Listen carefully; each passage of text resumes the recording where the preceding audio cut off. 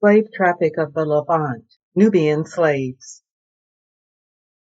While Central and Eastern Africa were ravaged for slaves to supply the American market, Nubia and other districts were equally laid under contribution to supply the slave markets of the Levant, of Egypt, Turkey, and the East. The one may be called the Christian, the other the Mohammedan slave trade.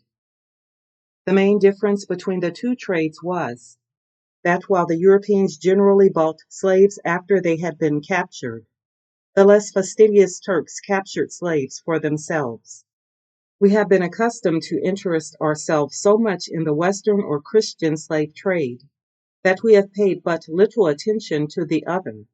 While the one trade has been legally abolished, the other is carried on as vigorously as ever. A traffic in Negroes is at present going on between Negroland and the whole of the East.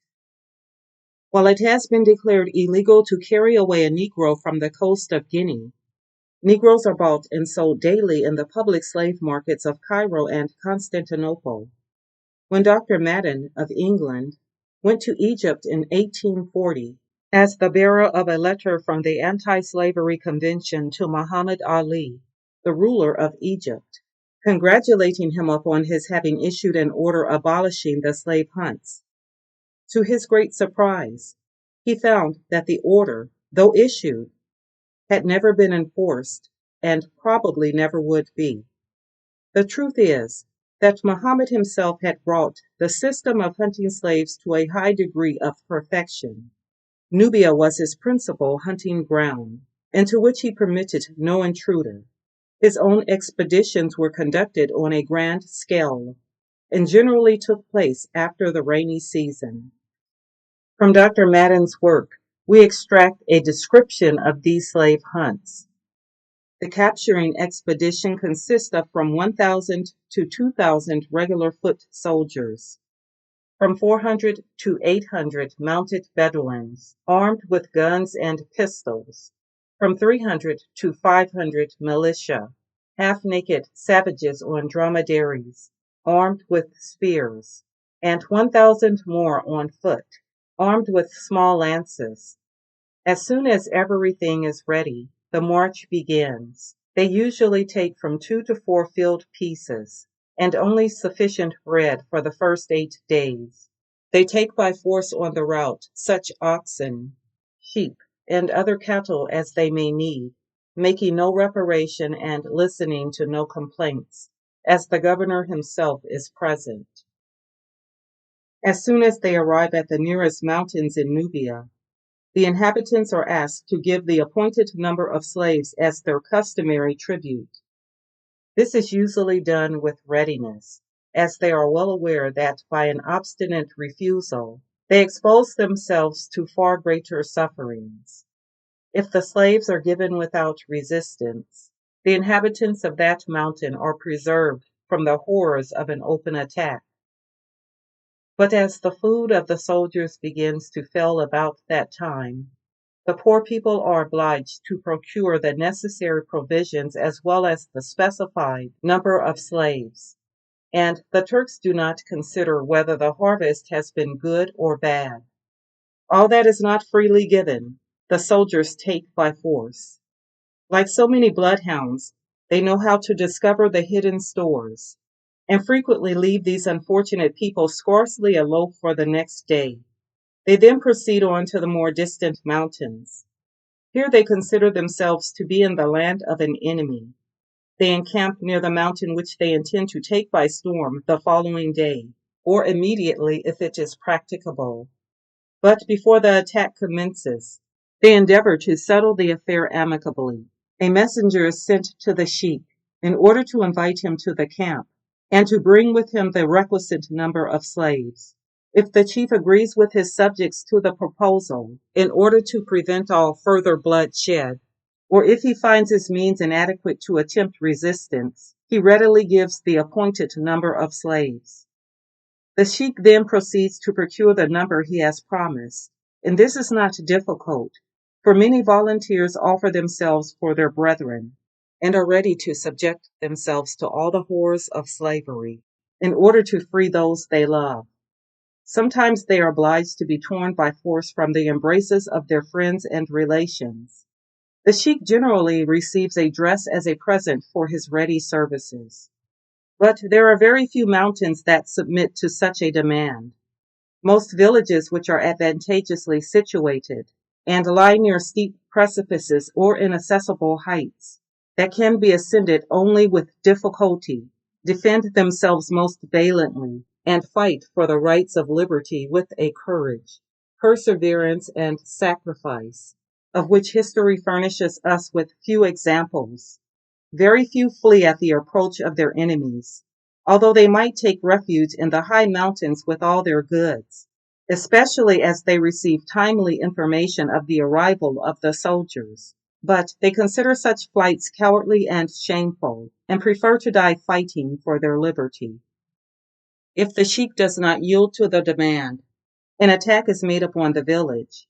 The cavalry and bearers of lances surround the whole mountain, and the infantry endeavor to climb the heights.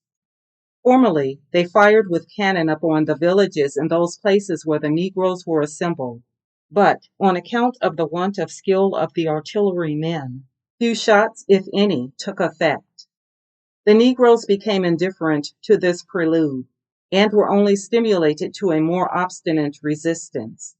The thundering of the cannon at first caused more consternation than their effects, but the fears of the Negroes ceased as soon as they became accustomed to it. Before the attack commences, all avenues to the village are blocked up with large stones or other impediments.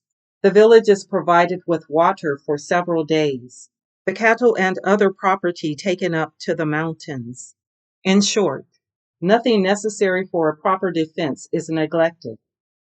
The men, armed only with lances, occupy every spot which may be defended, and even the women do not remain inactive. They either take part in the battle personally, or encourage their husbands by their cries and lamentations, and provide them with arms. In short, all are active, except the sick and aged. The points of their wooden lances are first dipped into a poison which is standing by them in an earthen vessel, and which is prepared from the juice of a certain plant.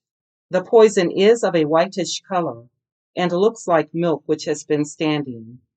The nature of the plant, and the manner in which the poison is prepared, is still a secret, and generally known only to one family in the village, who will not on any account make it known to others. The signal for attack being given, the infantry sound the alarm, and an assault is made upon the mountain. Hundreds of lances, large stones, and pieces of wood are then thrown at the assailants. Behind every large stone a Negro is concealed, who either throws his poisoned lance at the enemy, or waits for the moment when his opponent approaches the spot of his concealment, when he pierces him with his lance. The soldiers, who are only able to climb up the steep heights with great difficulty, are obliged to sling their guns over their backs in order to have the use of their hands when climbing, and, consequently, are often in the power of the Negroes before they are able to discover them. But nothing deters these robbers. Animated with avarice and revenge, they mind no impediment, not even death itself. One after another treads upon the corpse of his comrade, and thinks only of robbery and murder. And the village is at last taken, in spite of the most desperate resistance. And then the revenge is horrible.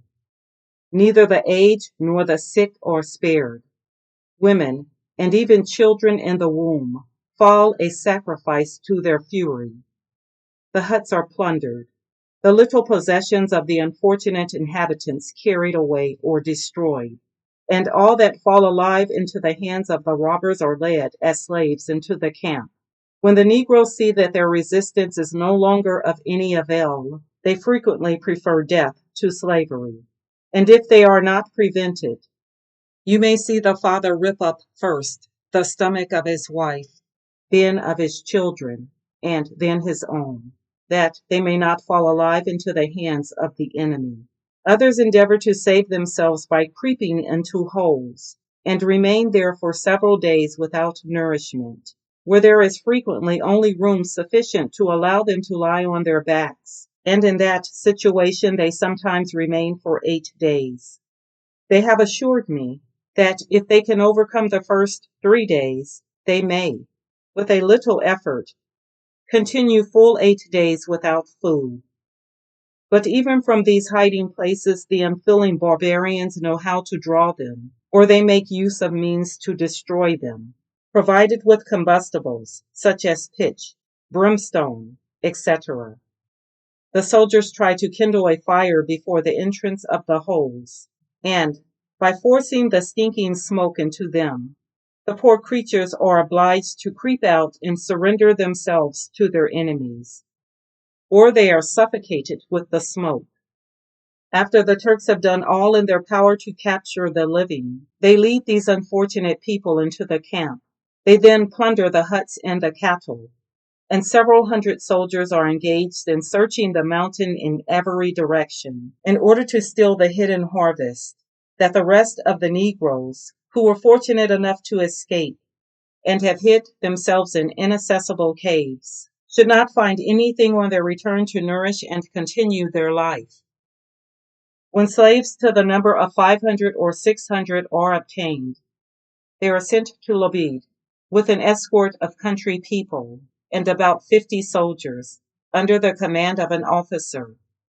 In order to prevent escape, a sheba is hung round the necks of the adults. A sheba is a young tree, about 8 feet long and 2 inches thick, and which has a fork at the top. It is so tied to the neck of the poor creature that the trunk of the tree hangs down in the front, and the fork is closed behind the neck with a cross piece of timber, or tied together with strips cut out of a fresh skin. And in this situation the slave, in order to walk at all, is obliged to take the tree into his hands, and to carry it before him. But none can endure this very long, and to render it easier, the one in advance takes the tree of the man behind him on his shoulder. In this way, the men carrying the sheba, the boys tied together by the wrist, the women and children walking at their liberty, and the old and feeble tottering along leaning on their relations. The whole of the captives are driven into Egypt, there to be exposed for sale in the slave market. Thus Negroes and Nubians are distributed over the East, through Persia, Arabia, India, etc.